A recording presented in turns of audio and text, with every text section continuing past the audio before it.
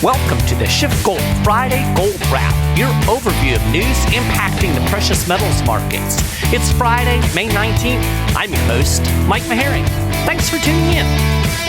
You know, there are certain things that I personally think are extremely important that it seems like pretty much nobody else cares about. So naturally, I'm going to talk about two of those things on the show today. These are things that I write about over at SchiffGold.com/news pretty much on a monthly basis, and I can always count on those articles getting a minimal number of views compared to a lot of other topics. So what am I talking about? Well, consumer and household debt, along with the federal budget deficit and the national debt. Now, you might be wondering, why do I beat my head against the wall? Why do I keep writing articles about this month after month if, only a few people are reading them? And if people aren't really interested, why keep harping on it, right? Well, because I think both of these things are going to have a significant impact on the trajectory of the economy moving forward. That means they're going to impact my standard of living and yours. So I feel obligated to keep on writing about them and, in this case, talking about them. Somebody has to, right? But before I dig into all of that, I do want to talk about the big sell-off in gold that we've seen. If you're paying attention at all, I'm sure that you've noticed that the price of gold has plummeted over the last couple of weeks. In fact, gold has dropped by over $130 in the last 2 weeks. We've slid far below $2,000 an ounce, and yesterday we were testing the 1950 level. A lot of analysts think that if that support collapses, we're going to see even another big leg down. Now, meanwhile, the dollar rose to a 7-week high on Wednesday, and it climbed again on Thursday. So we're seeing dollar strength, which, as it usually does, is weighing on gold, pulling it down. And if you're thinking that this looks a lot like how gold and the dollar moved at the height of the Federal Reserve's inflation fight, well, you're right. That's because the central bankers at the Fed have stepped up the hawkish rhetoric in the last couple of weeks, and that's increasing the expectation that interest rates are going to stay higher for longer. And there is a growing belief that the central bank can actually navigate a so-called soft landing because it is possible to spend some of the economic data, like retail sales, weekly unemployment claims, we can spend those in a positive way. One market strategist that I read summed it up this way, quote, "The tough pill to swallow is that the U.S. economic data continues to come in line with expectations. It shows a greater outcome for a soft landing. At the same time, foreign economic data is coming out weaker than expected. That is why the dollar index is catching a bid right now." And of course, again, because the dollar is strengthening, that tends to be a negative on gold. Now, I certainly can see how people might see it this way, especially if they're prone to believe the mainstream spin. Now, as you know, I'm not. I'm a contrarian, and you're probably not either. That's why you're listening to this show. And, I talked about this last week. I talked about the disconnect between the markets and the mainstream spin and what's actually happening in the economy. And I kind of alluded to the fact that talk is cheap, right? Here's the real question that we need to consider. How will the Fed respond when the bottom drops out of the economy? And I am certain the bottom will drop out of the economy no matter how you spin the data today. Now, a lot of this sell-off in gold is being driven by Fed speak, or as I like to call it, open mouth operations. The Fed people open their mouths and the markets react. Over the last 2 weeks, several Federal Reserve officials have made comments emphasizing their resolve to carry through with the inflation fight and indicating that interest rates won't go down anytime soon. I'll give you a few examples. Chicago Fed President Austin Goolsbee, who typically tends to lean toward dovishness. I'd say he's one of the most dovish of the Fed presidents. He said it is far too premature to be talking about rate cuts. Atlanta Fed President Raphael Bostic was a lot more hawkish, saying that policymakers won't be thinking about rate cuts until well into 2024.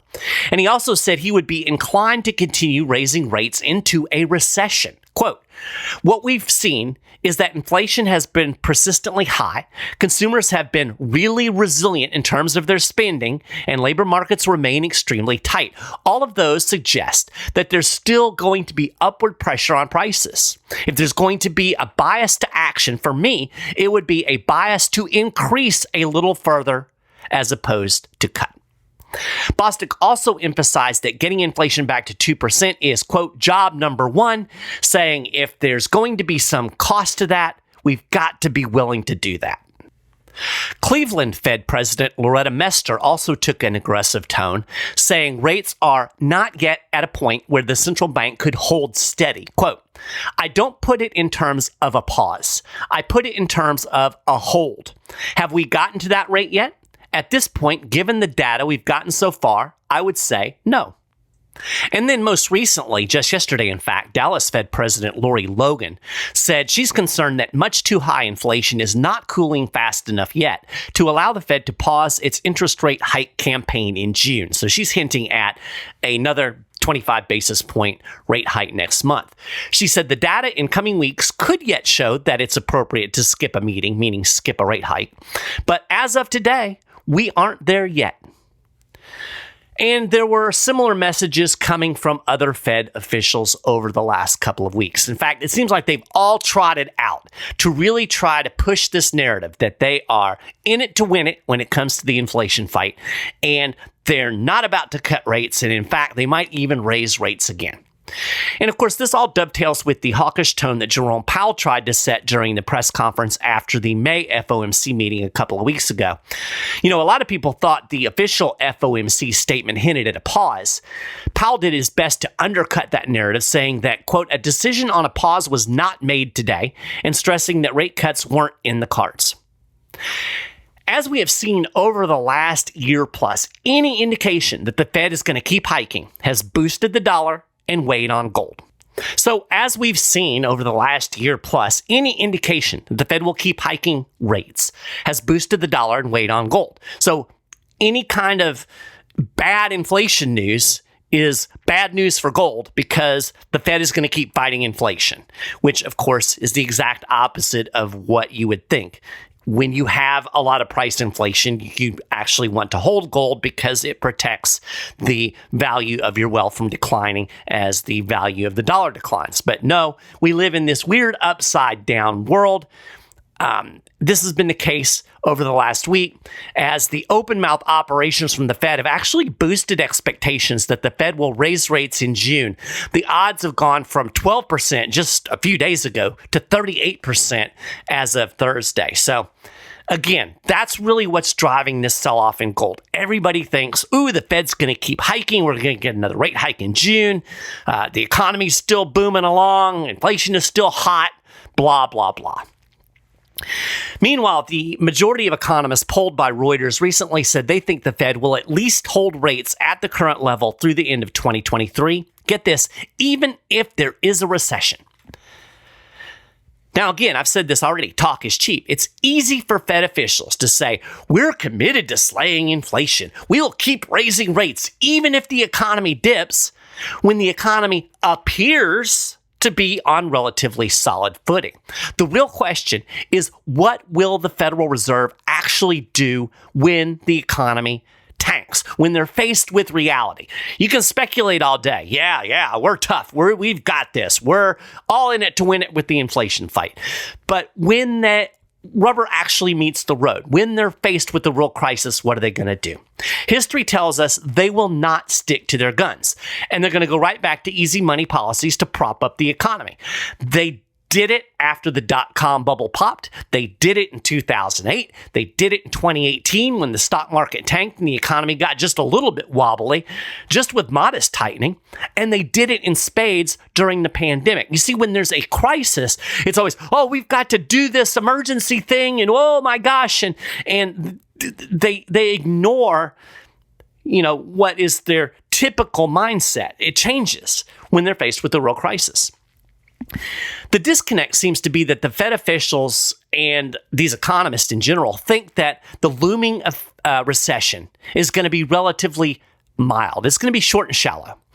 In fact, after the May FOMC meeting, Jerome Powell still insisted that the Fed could get price inflation to the 2% target and bring the economy to a quote-unquote soft landing. And remember that analyst that I quoted earlier. He specifically mentioned a soft landing. Bank of America chief economist I'm not sure if it's Gapin or Gappin, but he recently commented, and what he said typifies the mainstream thinking. He said, quote, "In our view, rather than lean against a mild recession, the Fed would view it as an acceptable price for bringing inflation back down to the target." Notice he said mild. That's the assumption. In fact, I think it's always been the mainstream assumption that we're going to have a little downturn, and that's actually going to be good because it's going to help get price inflation, back down to that 2% level. So they're thinking recession, good news. It's going to help with this inflation fight, but the recession won't be that bad. You might have a little bit of suffering out there, some job losses, but all acceptable in the big scheme of things, right? The problem is, I see no reason to believe that the coming recession is going to be short or shallow. Certainly not mild.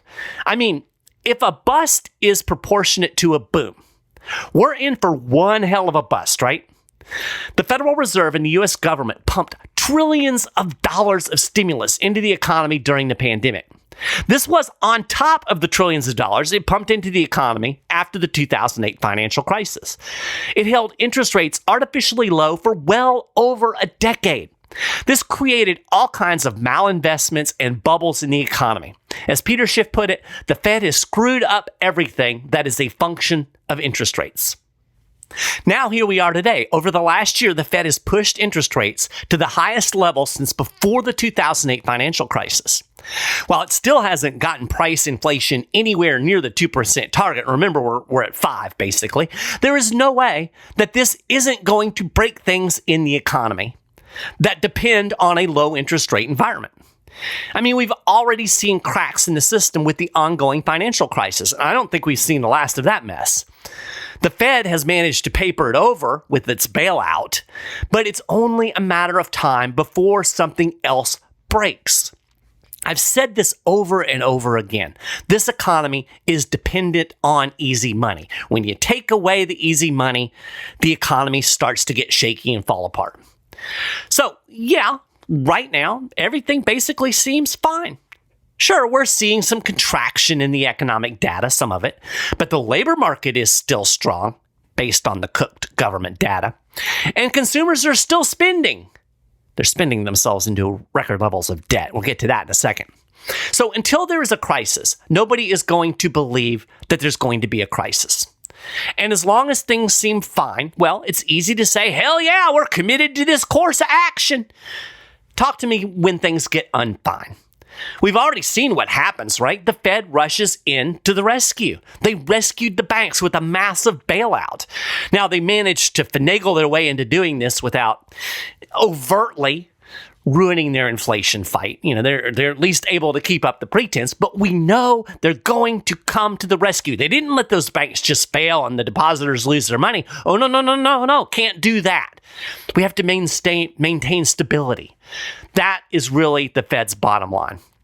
And I think they're always going to be willing to sacrifice inflation or sacrifice the inflation fight. They're going to allow inflation in order to prop up the bubble economy.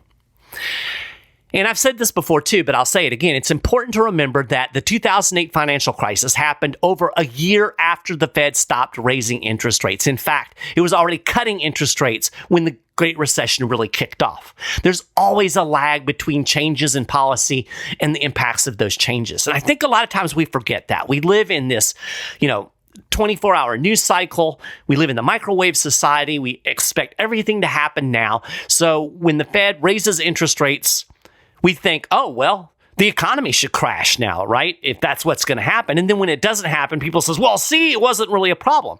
Well, no, it takes a while. We saw that going into 2008.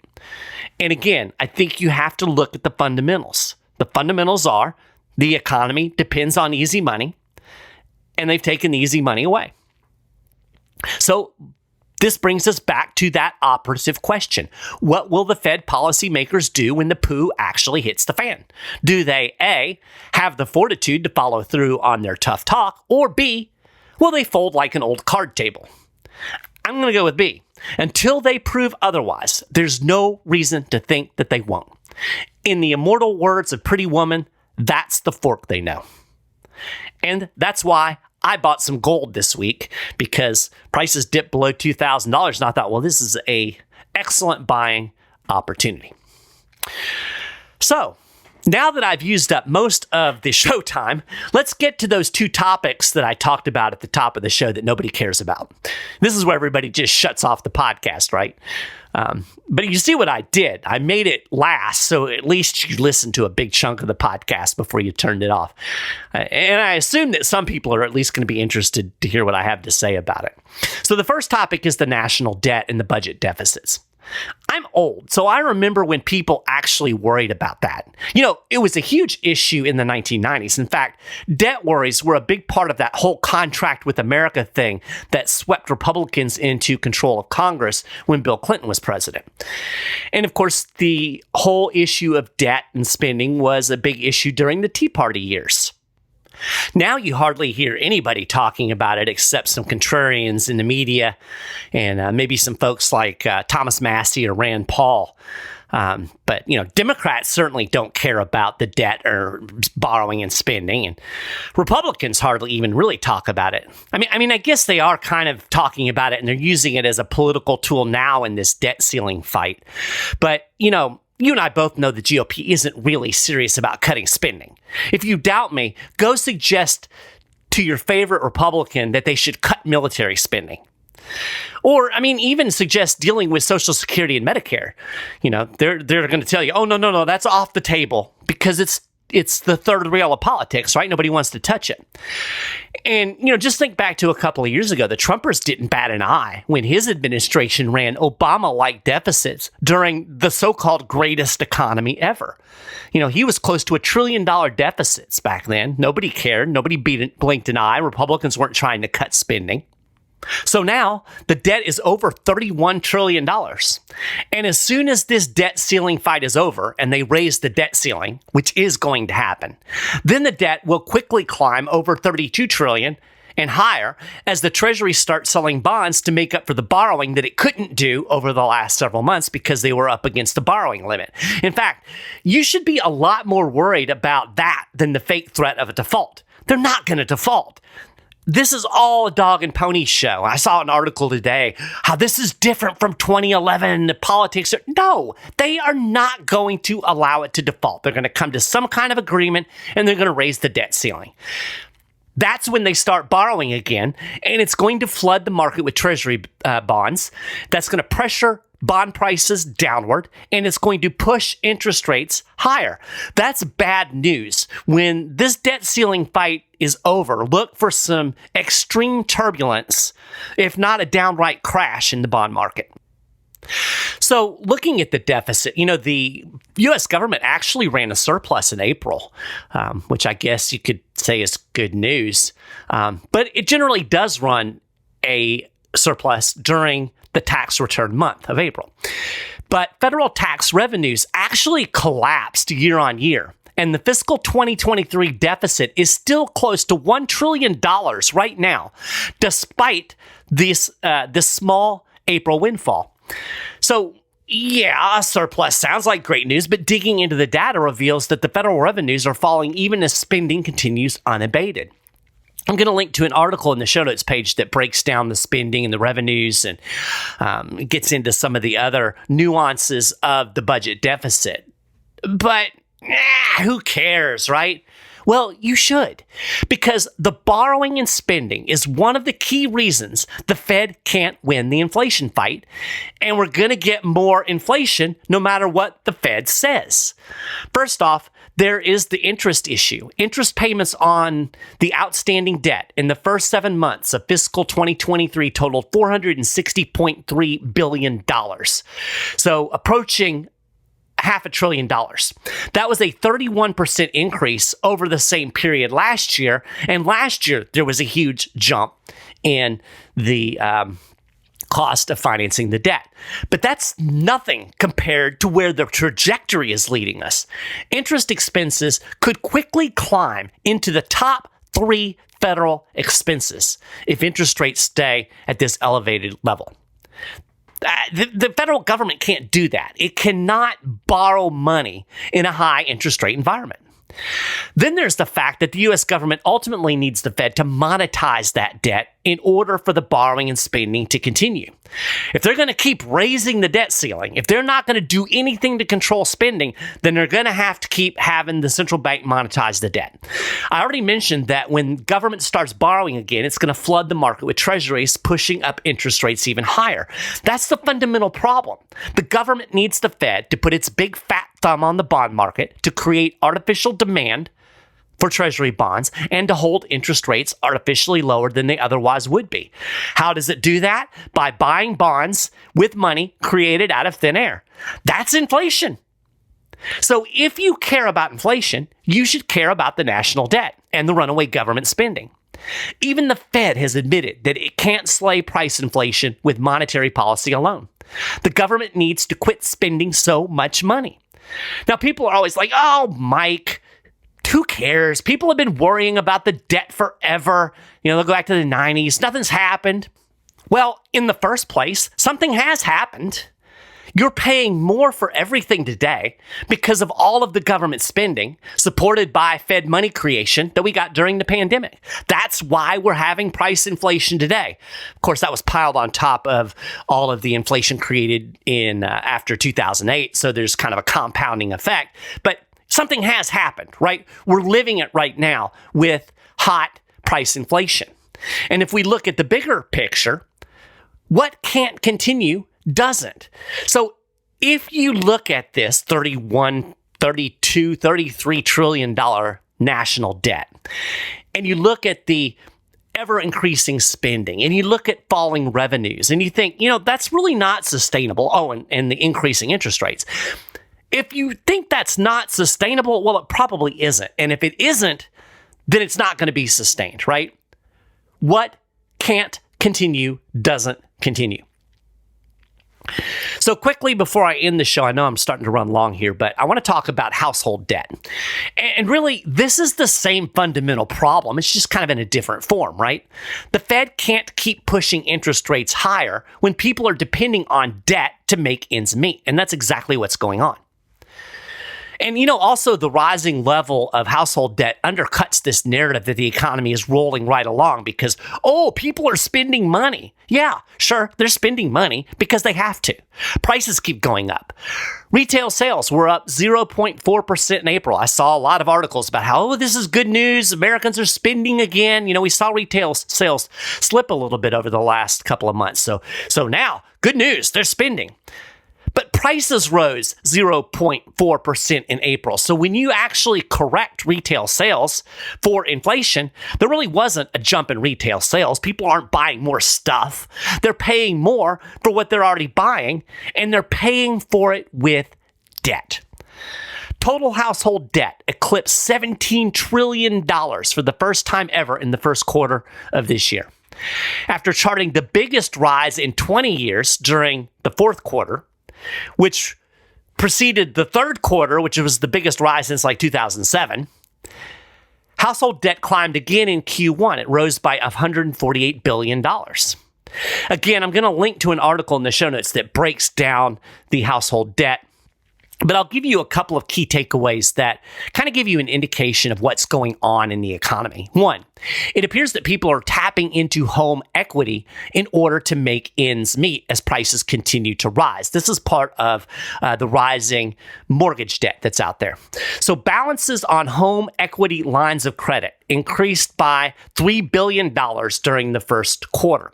This was the fourth consecutive quarterly increase in these refis after nearly 13 years of declines. So people weren't tapping into their houses to get equity to, spend money. That was declining. Now it's going up. Number 2, credit card balances typically decline in the first quarter of each year as consumers pay down holiday debt. Not this year. Credit card balances were actually flat. So they stayed at $986 billion in Q1, which was the number in Q4. So it bucked the trend. It was the first time in 20 years that we didn't see a decline in credit card balances during the first quarter of the year. So, despite the shrugs and the yawns that I get about household debt and federal debt, it really does matter. Just because people don't read the articles doesn't mean it doesn't matter. It matters. That's why I keep talking about it and why I'm going to continue to keep talking about it. Debt is one of the engines that's pulling the inflation freight train. So if inflation matters to you, household debt matters to you, the national debt matters to you, government spending matters to you, because you're not going to get rid of the inflation until these things are dealt with. If this debt issue isn't reined in, there is no way price inflation is going to go away. So you can judge for yourself how likely you think that is and plan accordingly. And as you plan, you might want to talk to a SchiffGold precious metals specialist. With the price of gold down and silver is down as well, I think this is a good time to buy. It's a buying opportunity if you're so inclined. If you've been thinking about maybe adding gold to your investment portfolio or maybe increasing your position, you've got a ready-made opportunity to do that now while gold has actually sunk down close to $19.50 an ounce. So talk to a precious metal specialist at SchiffGold today. You can call 1-888-GOLD-160, or you can email info@schiffgold.com, or you can go to schiffgold.com, go to the Getting Started page, and you can talk to a precious metal specialist in chat right there online. And they'll ask you questions, they'll ask about your goals, and they'll help you figure out if and how gold and silver might be a valuable part of your investment portfolio. These guys are fantastic. They're knowledgeable. They're good guys. Talk to them today. You'll be glad you did. And with that, it's a gold wrap for this week. You can get more details on all of these stories and more, and keep up with the latest precious metals news and analysis throughout the week over at SchiffGold.com/news. If you haven't done it already, you can subscribe to the Friday Gold Wrap on Apple Podcasts, Google Podcasts, Stitcher, and more, the SchiffGold YouTube channel. Links to all of this are on the show notes page, along with links to all of our social media channels. You can email me, Maharrey, MMAHARREY, at SchiffGold.com. Love to hear from folks. I hope you have a fantastic weekend. And of course, I will talk to you again next Friday. Toodaloo.